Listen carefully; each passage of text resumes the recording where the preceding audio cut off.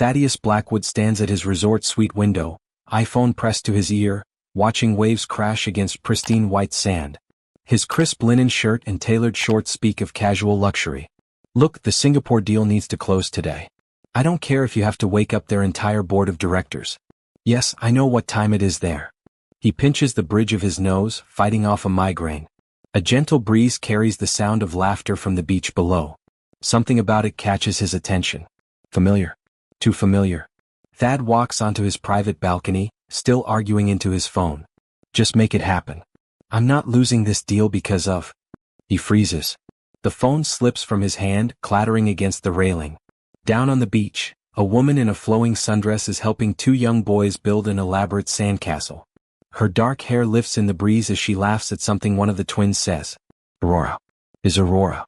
The boys Phoenix and River have grown so much. Phoenix meticulously measures the castle walls with a small ruler while River decorates the towers with shells and seaweed, adding artistic flourishes. Just like their parents. Thad grips the railing until his knuckles turn white. 3 years. It's been 3 years since the divorce, since Aurora took the boys and moved across the country. Since he chose his empire over his family. His assistant's voice chirps faintly from the fallen phone. Mr. Blackwood? Are you still there? Mr. Blackwood. But Thad can't look away from the scene below. River spots a unique shell and runs to show his mother, his unbridled enthusiasm so like Aurora's. Phoenix stays focused on his construction, his careful attention to detail mirroring Thad's own perfectionism. They look happy. Complete. Without him. A wave crashes particularly hard against the shore, sending spray into the air. The twins squeal with delight as the mist rains down on them. Aurora pulls them close, shielding them with her sundress, and for a moment, they're a perfect tableau of the family he lost. Thad finally retrieves his phone. Cancel my meetings for the day. All of them. His voice is steady but tight with emotion. Something's come up. He ends the call and stares at his reflection in the sliding glass door. The man who has everything, who gave up everything. Taking a deep breath, he straightens his collar and heads for the elevator. It's time to face the past he's been running from. The private elevator glides smoothly downward as Thad repeatedly taps his thumb against his leg. Each floor brings him closer to a confrontation he never planned for. His mind drifts to the last time he saw them, that rainy morning when Aurora packed the final box into her car. The elevator doors open to the exclusive beach section. Thad steps out onto warm marble floors, nodding mechanically at the staff who greet him. Through the floor-to-ceiling windows he can still see his family on the beach. His steps falter. Phoenix has moved on to drawing precise blueprints in the sand for what appears to be a moat system, while River dances around the castle, playing pretend with a piece of driftwood as a magic wand. Aurora watches them with that same gentle smile she used to give Thad when he'd get too serious about something trivial. Thad pushes through the French doors onto the beach. The sound of waves grows louder, matching his heartbeat. He approaches slowly, remembering how Phoenix used to crawl into his home office late at night, just to watch him work in silence. How River would beg him to help paint their bedroom walls with underwater scenes. 20 feet away now. 15. 10. River spots him first. The driftwood wand drops from his hand. Dad. Aurora's head snaps up, her smile vanishing. She stands quickly, instinctively moving closer to the boys. Phoenix looks up from his drawings, his face unreadable. Hello, Aurora. Thad's voice sounds foreign to his own ears. Professional. Distant. Like he's starting another business meeting. Thaddeus. Aurora's tone is equally careful. She brushes sand from her sundress, buying time to compose herself. I didn't know you'd be here. It's my resort. The words come out harsher than intended. He softens his voice. One of them anyway. River bounces on his toes, bursting with energy. Dad. Look at our castle. I did the decorations and Phoenix made the walls super strong and Mom helped with the towers and... River. Aurora's gentle warning stops the flood of words. Phoenix hasn't moved, his hand still gripping his ruler. His eyes dart between his parents like he's calculating odds. It's quite impressive, Thad manages, gesturing to the castle. Very architectural. I used the golden ratio, Phoenix says quietly. We learned about it in advanced math. Advanced math. At 9 years old. When did that happen? What else has he missed? Of course you did. Thad tries to smile. That's excellent, Phoenix. A wave crashes nearby, sending seawater curling around their feet. Aurora steps back, pulling the boys with her. Her protective instinct feels like an accusation. We should probably go, she says. The tide's coming in. No. River protests. We just started. And Dad's here now. He can help us build the second castle. I was gonna make it a wizard tower and Phoenix said. River. This time Aurora's tone leaves no room for argument. We need to get ready for dinner anyway. Thad watches his son's face fall, sees the familiar disappointment settle in.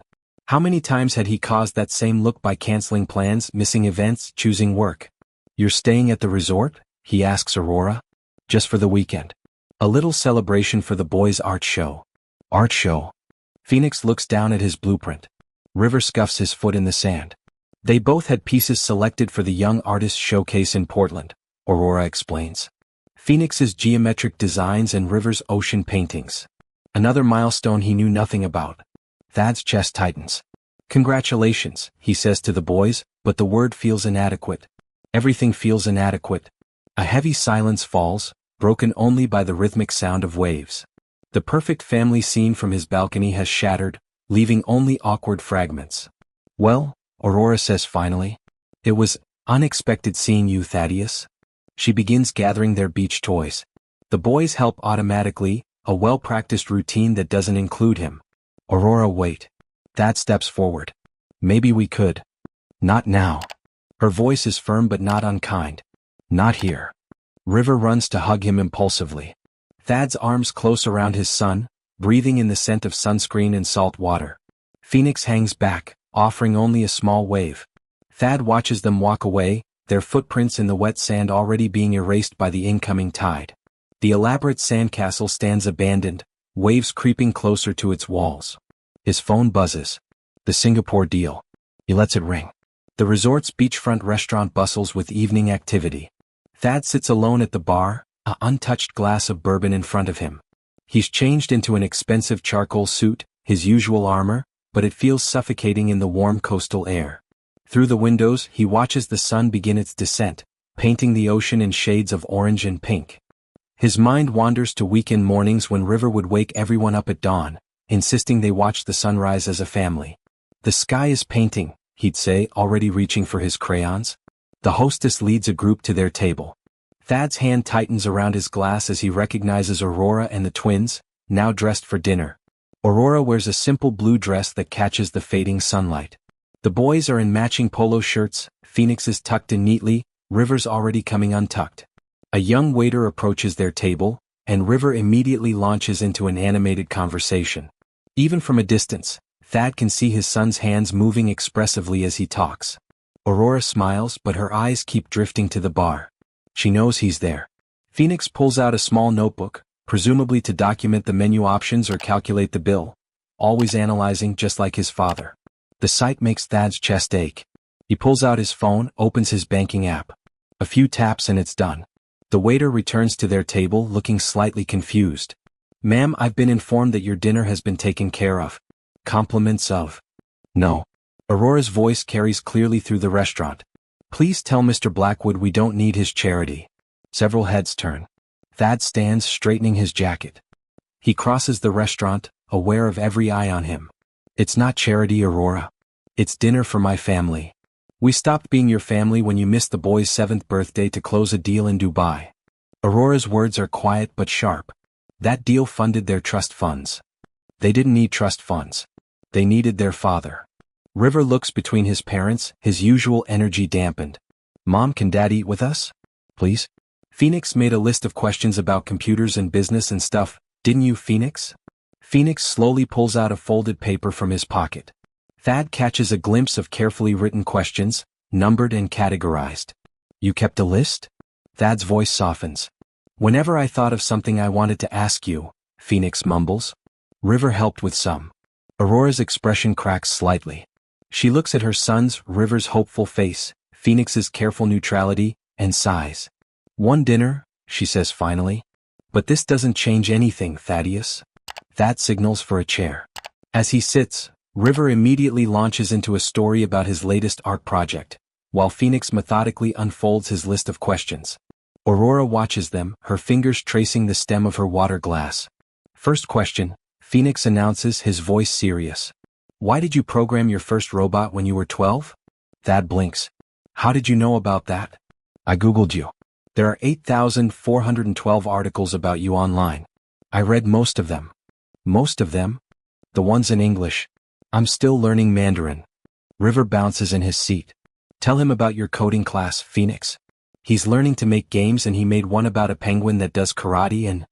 River, Phoenix protests. That's question 14 on my list. We have to go in order. Thad looks at his sons, one methodically working through his list, the other practically vibrating with excitement, and feels the walls he's built around his heart begin to crack. Aurora catches his eye across the table. For a moment, her guard drops and he sees the same wonder there. Look what we made, her expression seems to say. Look what you've been missing. The waiter approaches with menus, but Thad barely notices. He's too busy watching Phoenix tick off the first question with a miniature pen, while River adds sound effects to his brother's penguin game story. His phone buzzes in his pocket. He reaches for it automatically, then stops. For the first time in 3 years, the notifications can wait. The dinner plates have been cleared, but the tension lingers. River has convinced the waiter to bring him extra dessert spoons to balance on his nose, while Phoenix continues down his list of questions, now approaching number 23. Did you really turn down $2 billion for your AI company? Phoenix asks, pencil poised. That's enough business talk, Aurora interrupts softly. Boys, why don't you go check out the dessert cart? River drops his spoons with a clatter. Can we get chocolate lava cake? An ice cream? One dessert each, Aurora says firmly. As the twins head to the dessert display, she turns to Thad. They don't need to know about the money. They're going to learn about it eventually. The company's worth even more now. That's exactly what I'm afraid of. Aurora leans forward. I don't want them thinking that success means sacrificing everything else. Like I did. Thad's voice is quiet. You said it, not me. A breeze from the open terrace doors carries the sound of waves. For a moment, they're both lost in memories. Weekend mornings making pancakes, holiday celebrations, the day they brought the twins home from the hospital. Do you remember, Thad begins, when they were 3 and River got into my office and drew all over my presentation boards? With the permanent markers. A smile tugs at Aurora's lips. You had to give that whole merger proposal with rainbow unicorns in the background. The board actually loved it. Said it showed innovation. And Phoenix calculated the exact amount of marker ink that had been used, down to the milliliter. Their laughter fades as they realize they're sharing memories like old friends. Aurora straightens, rebuilding her walls. You can't just walk back into their lives, Thaddeus. They're not a startup you can acquire when it's convenient. I know that. But seeing them today… He runs a hand through his hair. Phoenix has a list of questions he's been saving for 3 years. 3 years, Aurora. And River still hugs me like I never left. That's who they are. Phoenix processes through facts and figures. River leads with his heart. But they both… She stops as the twins return. Mom? Dad? They have 7 different kinds of chocolate cake. River's eyes are wide. And Phoenix counted all the desserts and there are exactly 43 options if you include all the ice cream flavors. 44, Phoenix corrects. You forgot the sugar-free vanilla. That doesn't count as dessert, River insists. Oh, can we eat on the terrace? Please? The moon is doing that thing where it makes a path on the water. Aurora hesitates, looking at Thad. He recognizes her expression. She's weighing options, calculating risks, just like she did the day she decided to leave. The moonlight path is called a lunar road, Phoenix informs them. Or sometimes a moon river. Like your name, River. Really? River bounces on his toes. Dad, did you and Mom name me after the moon? The question hangs in the air. Thad meets Aurora's eyes, seeing the same memory reflected there, a late-night conversation on their balcony, watching that silver path on the water, dreaming of their future family. Actually, Aurora says softly, that was your father's idea. He said anyone named after moonlight would have to be magical. River beams. Phoenix looks up from his notebook, studying his father with new interest. The terrace would be perfect for dessert, Thad suggests, his voice rough with emotion. As they move outside, River skips ahead while Phoenix walks deliberately, still clutching his list. Aurora hangs back with Thad. They deserve to know who their father is, she says quietly. The real you, not the man in those 8,000 articles. I'm not sure I know who that is anymore. Then maybe it's time to find out. They join the twins at a terrace table. Above them, stars begin to appear in the darkening sky. Below, waves continue their endless conversation with the shore. River attempts to balance a spoon on his nose again, while Phoenix calculates the exact angle needed for success. Thad's phone stays silent in his pocket. For now, this moment is enough. Moonlight sparkles on the waves as the family finishes their desserts on the terrace. River has chocolate smeared on his chin, while Phoenix meticulously separates each component of his dessert into precise sections. Last question, Phoenix announces, reaching the bottom of his list. Why didn't you fight harder to keep us? The sound of crashing waves fills the sudden silence. Aurora's spoon clatters against her plate. Phoenix, she whispers. It's okay, Thad says, though his voice shakes slightly. It's a fair question. River stops mid-bite, looking between his parents. Even he senses the weight of this moment. I made a mistake, Thad continues carefully. I thought I was fighting for you by building something bigger, something that would give you every opportunity. But I was wrong about what fighting meant. Phoenix's pencil hovers over his paper. That's not a very specific answer. No, it's not. Thad leans forward. The truth is, I was scared. Scared of failing as a father the way my own father failed. So I focused on the one thing I knew I could succeed at, business. But you're not scared of anything, River interjects. You were in Forbes magazine. Phoenix showed me the article. They called you the fearless tech titan. A bitter laugh escapes Aurora. Your father's always been good at appearances. Like River's art show piece, Phoenix says suddenly. The one with the happy family in the front, but all the shadows behind them are shaped like monsters. Aurora reaches for her son's hand. Baby, that's not. No, he's right. Thad's voice is rough. I've been the monster in the shadows, haven't I? Missing birthdays, parent conferences, piano recitals. You missed my karate tournament, River adds quietly. I got my blue belt. And my robotics competition, Phoenix continues. We won first place. I used some of your old coding techniques, the ones I found online. Each missed moment lands like a physical blow. Thad grips the edge of the table, his knuckles white. I thought, he starts then stops. Tries again. I convinced myself you were better off without me. That I'd just disappoint you if I tried to stay involved. That wasn't your choice to make, Aurora says sharply. Then, softer, they needed to know you wanted them even if you couldn't always be there. River pushes his half-eaten dessert away. I still draw you in all my family pictures. Ms. Martinez asked why, since you're not around anymore. I told her it's because you're just really busy saving the world with computers. Oh, buddy. Thad's voice cracks. I haven't been saving anything worth saving. Phoenix closes his notebook decisively. I have a proposition. 3 heads turn to him. In the moonlight, his serious expression makes him look older than his 9 years. You have 24 hours and 37 minutes left of your beach stay, he states, looking at his mother. And Dad owns this resort so he can presumably adjust his schedule. I propose a trial period of family reconciliation. Phoenix, Aurora begins, but he holds up his hand. Let me finish. I've analyzed the situation. River's art is 47% happier when he draws our family together. My computational efficiency increases by approximately 52% when I can directly ask Dad coding questions instead of searching online forums. And Mom's smile reaches her eyes 68% more often when she talks about old memories with Dad. River nods enthusiastically. Yeah, what he said. Plus, I want to show Dad my karate moves and maybe he can help us build a sandcastle that goes all the way to the water and... It's not that simple, Aurora interrupts, but her voice lacks its earlier edge. Why not? Thad asks quietly. Phoenix makes some compelling points. A server approaches to clear their plates, but retreats quickly, sensing the intensity of the moment.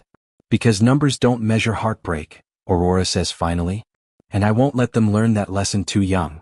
The waves crash harder now, as if emphasizing her words. In the distance, a child's laugh carries on the breeze, reminding them of simpler times. What if, Thad says slowly, we let them decide? 24 hours. No promises, no pressure. Just time together. Phoenix pulls out a fresh page from his notebook. I can draft a schedule that optimizes our remaining time, accounting for sleep requirements and meal intervals. And I can show you all my new art. River exclaims. I did this really cool painting of a shark riding a skateboard while eating ice cream.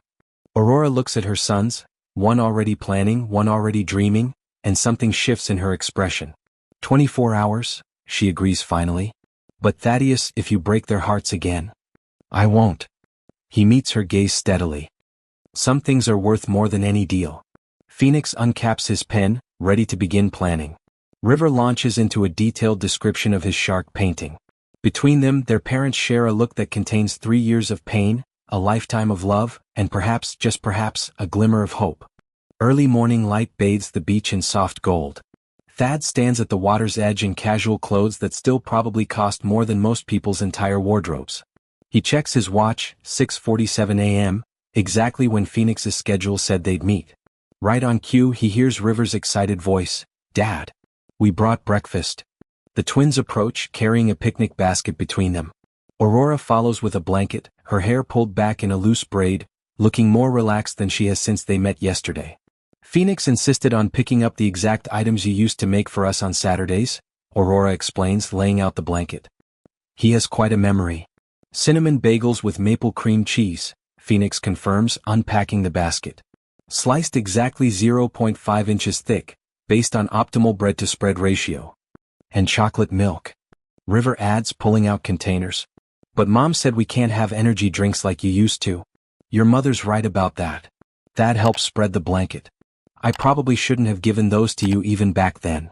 Is that why we built a pillow fort in your office at 2 a.m. and reorganized all your files by color?" Phoenix asks. Aurora nearly drops the coffee she's pouring. "They did what?" "That was supposed to be our secret, buddy." Thad winks at Phoenix, who almost smiles. "I remember that." River bounces on the blanket. "We used sticky notes to make rainbow patterns. And Dad let us sleep in his big office chair. While I had to search all over the house for them," Aurora adds, but she's fighting a smile. "I should have known they were with you. They always knew where to find me back then." Thad's voice turns wistful. In the office. A seagull lands nearby, eyeing their breakfast. River tosses it a piece of bagel despite Phoenix's protests about disturbing the local wildlife's natural feeding patterns. "I have our schedule here," Phoenix announces, pulling out his notebook. "From 7 a.m. to 8:15, we have family breakfast and memory sharing. Then from 8:30 to 10:45, advanced sandcastle construction." "I drew blueprints." River interrupts, pulling out crumpled papers covered in colorful drawings. "See, the dragons live in this tower, and the mermaids have an underwater garage for their cars." "Those aren't architecturally sound additions to my original design," Phoenix sighs. "But they're magical. They don't need architecture." Thad watches them argue, their personalities so different yet so complementary. Aurora catches his eye over her coffee cup.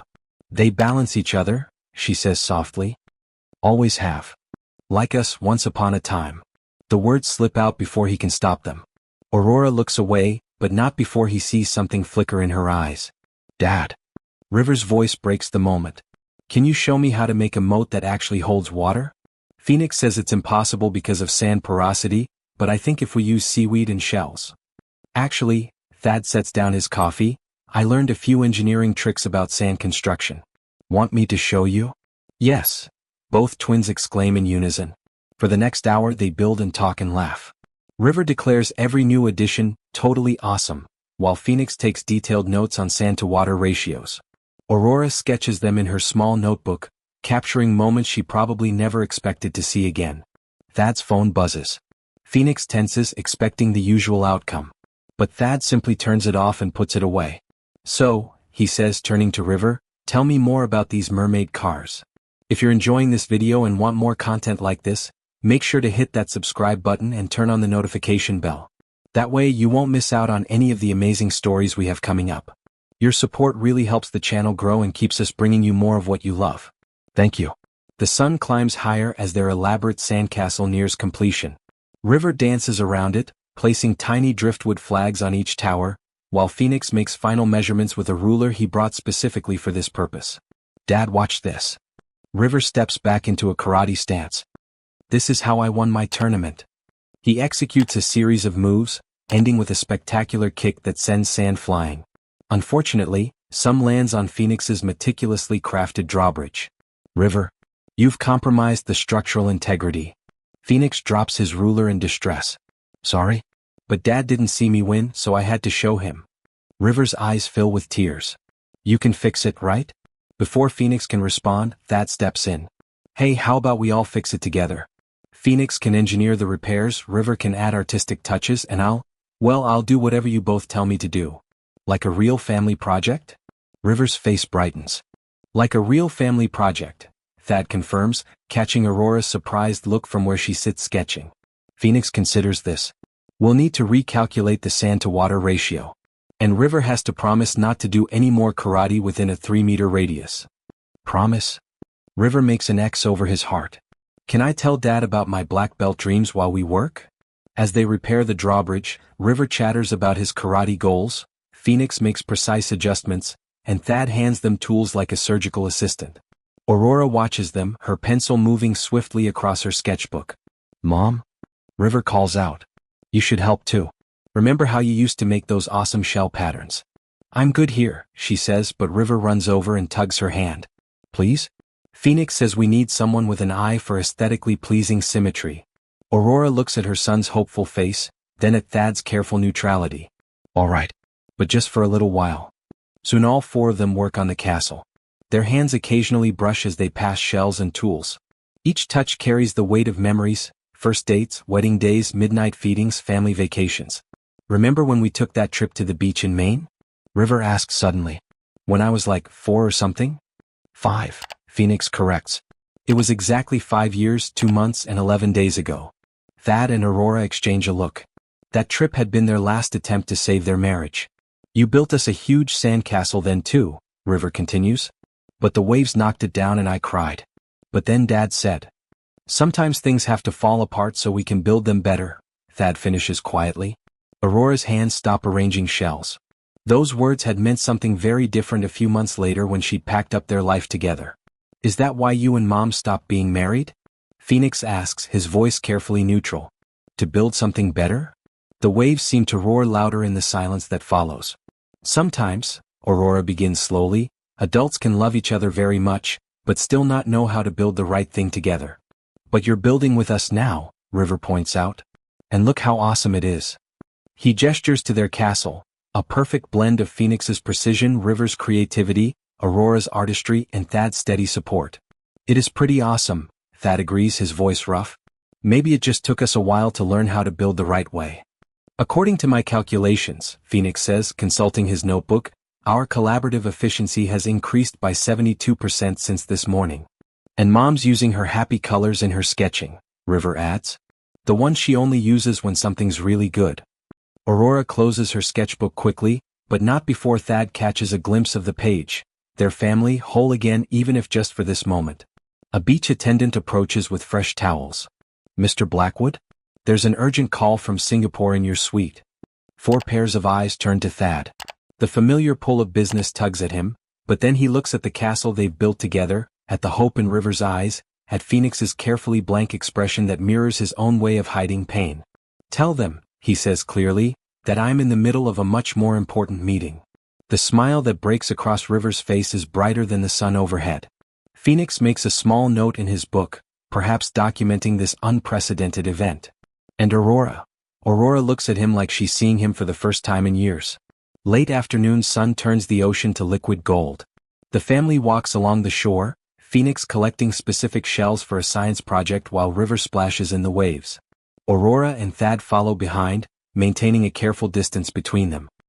He kept every article about you, Aurora says suddenly. Phoenix, has them organized by date, publication, topic. I saw the coding tutorials you posted online, Thad responds. Using my old examples to teach him. Why didn't you tell me he was interested in programming? Why didn't you ask? Before Thad can answer, River shouts from the water's edge. Dad, look what I found. He holds up a piece of sea glass, green and frosted by the waves. Thad walks over, examining River's treasure. You know what this reminds me of? Thad asks. River shakes his head, water droplets flying from his hair. Your mother's engagement ring. It was this exact shade of green. The one you picked because emeralds symbolize growth and new beginnings, Phoenix adds, approaching with his shell collection. I read about it in the Forbes article about your wedding. Aurora twists her hands together. You boys don't need to. What happened to it? River interrupts. The ring? I still have it, Aurora says softly. In my jewelry box at home. Thad looks at her sharply. You kept it? Some things are too precious to let go of completely. She meets his eyes briefly before turning away. Even if they don't serve their original purpose anymore. Phoenix pulls out his notebook, apparently finding this exchange worthy of documentation. River holds his sea glass up to the setting sun, watching green light paint patterns on the sand.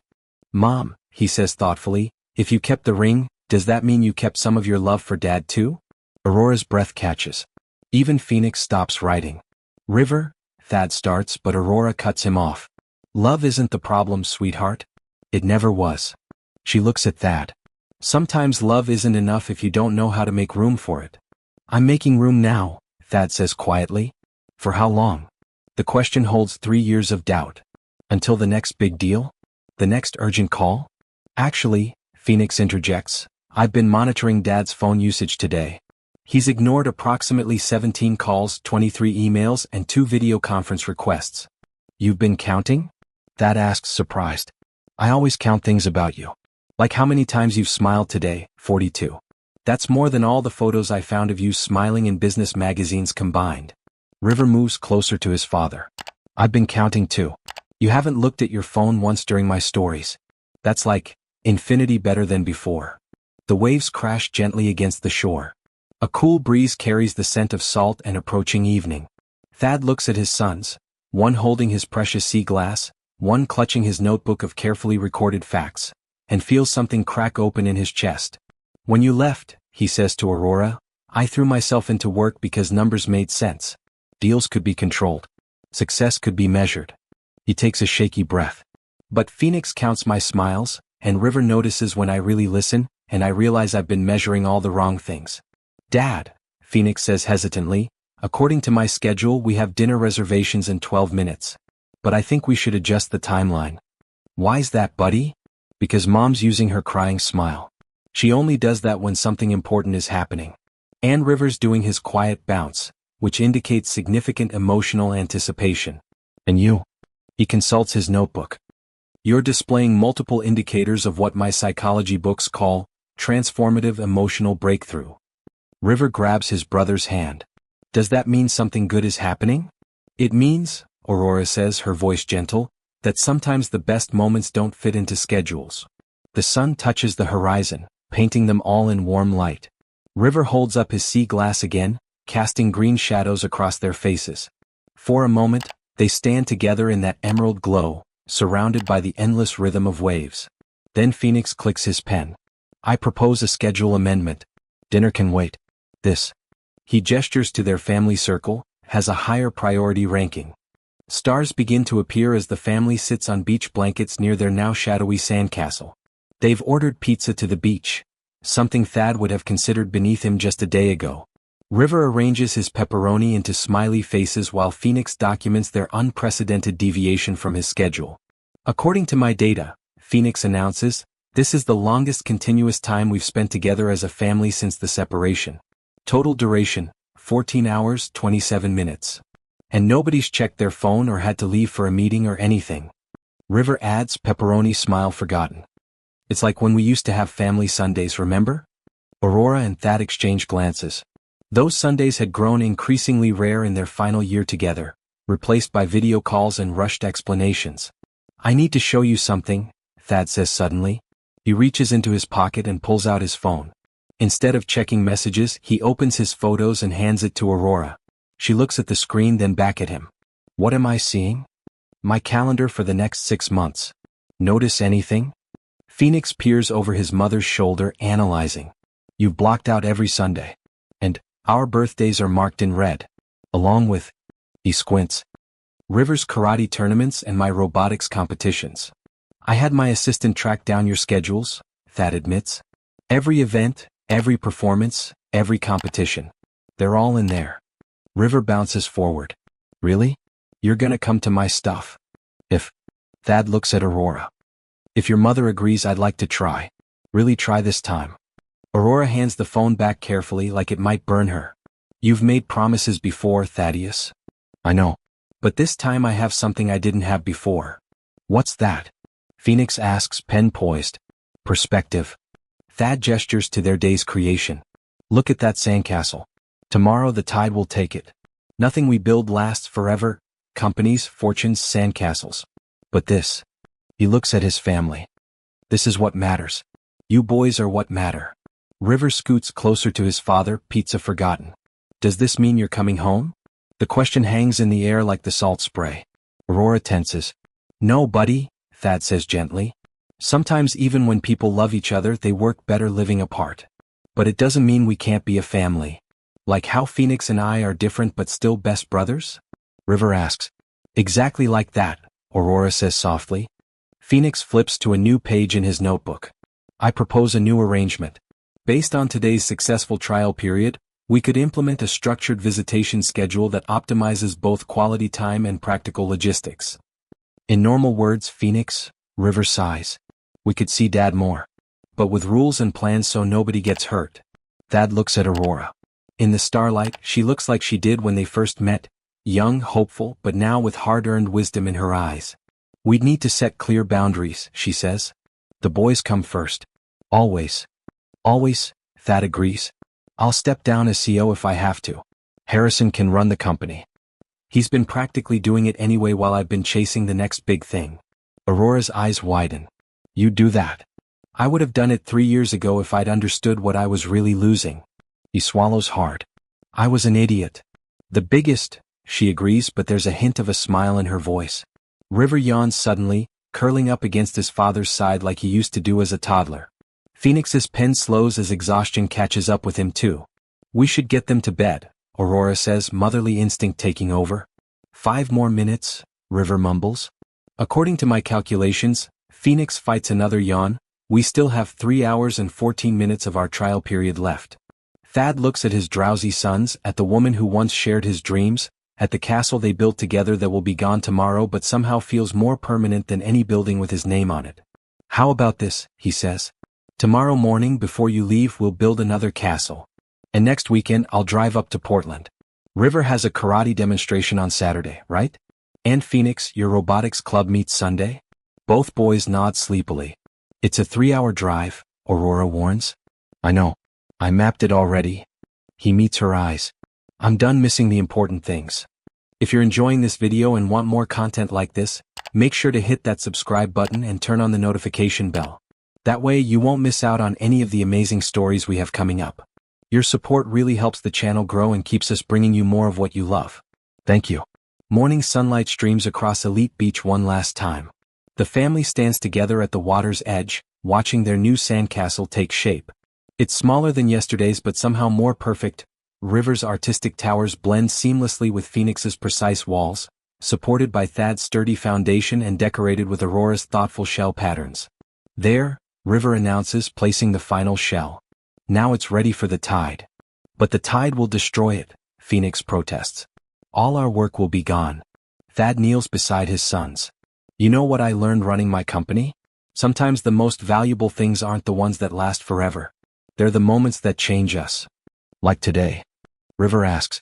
Like today? Thad looks up at Aurora, who's capturing the scene in her sketchbook. And yesterday. And hopefully many more days to come. Phoenix consults his notebook. Based on the proposed visitation schedule and accounting for drive time from San Francisco to Portland, we could accumulate approximately 1,248 hours of family time over the next year. That's a lot of sandcastles, River grins. And I'll be there for every one of them, Thad promises. No matter what calls or meetings come up. Aurora closes her sketchbook. The boys need to pack for the drive home. I know. Thad stands, brushing sand from his knees. Phoenix, you'll email me that schedule? Already sent. With color coding and statistical analysis of optimal visiting periods. And Dad. River hugs him fiercely. I'm gonna practice my karate super hard for when you come next week.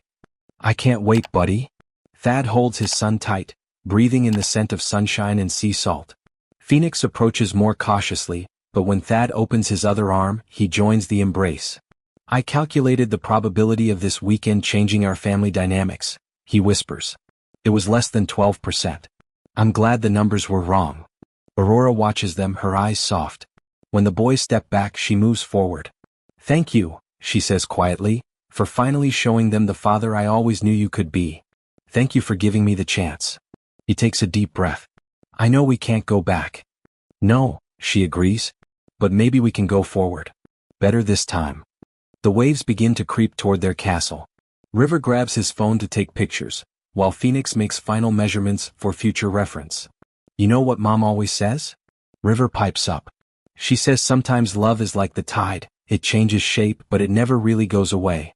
Aurora blushes. I didn't think you remembered that. I remember everything about love, River declares. Like how Dad used to say love is the most valuable investment. And now? Thad asks softly. Now I know love is like our sandcastle. River gestures to their creation as gentle waves begin to touch its walls. Even when it looks different or gets washed away, we can always build it again. Better and stronger. Phoenix nods seriously. While the structural integrity may be temporary, the architectural knowledge and emotional resonance remain permanent. The family stands together, watching their castle slowly merge with the sea. But this time there are no tears, no sadness. They understand now that some things must change shape to become stronger. Time to go, Aurora says finally. As they walk back to the resort, River skipping ahead and Phoenix making final notes, Thad and Aurora share one last look. In it is every memory, every mistake, every hope for the future. Their love has changed shape, like the tide-swept sand, but its foundation remains, stronger now for having been rebuilt. The waves continue their eternal dance with the shore, erasing their castle but not their memories, not their growth, not their love. Because sometimes the most beautiful things in life aren't meant to last forever. They're meant to change us, to teach us, to show us what really matters. And what matters isn't the castles we build, but the people we build them with. If you enjoyed this story and would like to support more content like this, consider showing your appreciation through Super Thanks. Your support helps us continue creating meaningful stories that touch hearts and bring families together. Thank you for being part of our journey. Remember, success isn't measured by the empires we build, but by the love we share and the moments we choose to be present for. Sometimes the most precious things in life aren't found in boardrooms or bank accounts. They're found in the simple joy of building sandcastles with the ones we love.